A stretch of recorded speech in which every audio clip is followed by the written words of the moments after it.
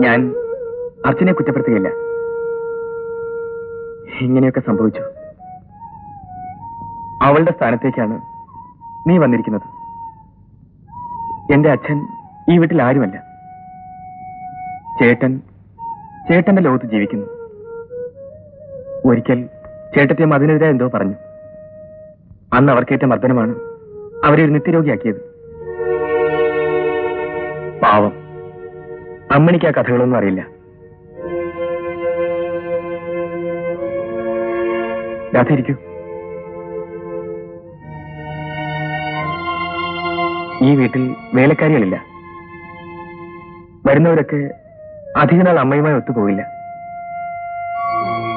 അത്യാവശ്യം ജോലികളൊക്കെ രാധയും ചെയ്യേണ്ടി വരും.